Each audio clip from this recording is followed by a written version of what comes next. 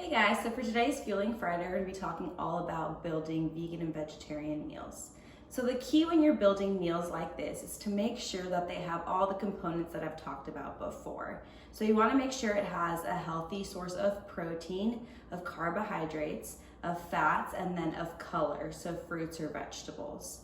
So sometimes the hardest component to make sure you include is that healthy source of protein. So some great options include all your soy-based proteins. So your edamame, your soy milk, tofu, tempeh, they're all gonna be complete sources of protein, which is great because that means they have all the amino acids that your body needs to build proteins and structures.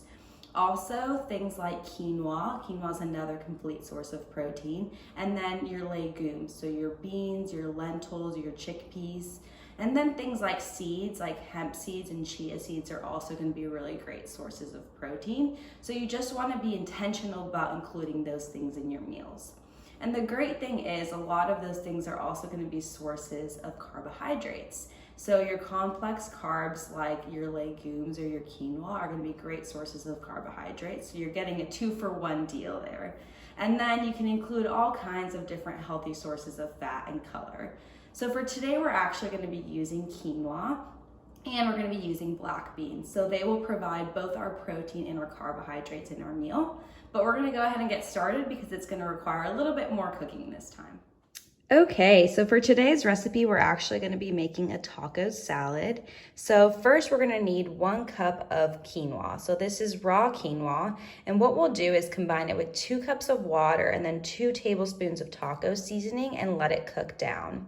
And then we have 1 can of black beans. So like I mentioned earlier, these things are going to provide both your carbohydrates and your protein in the meal.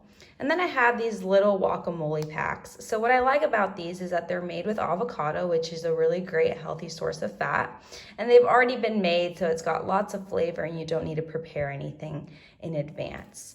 And then we have about 4 cups of lettuce, which will provide our base.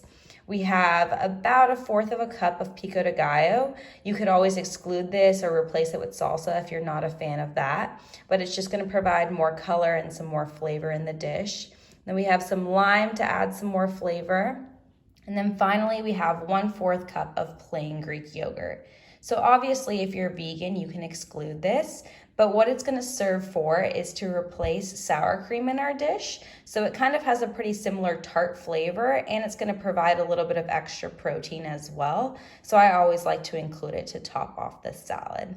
So that's pretty much it. We're gonna go ahead and get started on cooking the quinoa. Alrighty, so this is what the quinoa should look like when it's done. The key really is to make sure that right when it comes to a boil, the quinoa, the water, and the taco seasoning, you turn it down all the way to low and just let it simmer until the water is fully absorbed. Super easy, and it'll be a nice fluffy texture when it's done. Alrighty, so this is what the final product looks like. So once I had the quinoa cooked, basically all that was left was to serve myself. So this usually makes anywhere from 3 to 5 servings. And so in this case, mine's gonna make about 4. So I got about 1 cup of that lettuce and I set it as my base. And then 1/4 of the beans, 1/4 of the quinoa, a little bit of the pico, 1 packet of the guacamole, about a tablespoon of the non-fat plain Greek yogurt. Just put it together in a bowl and I'll mix it all together and enjoy it.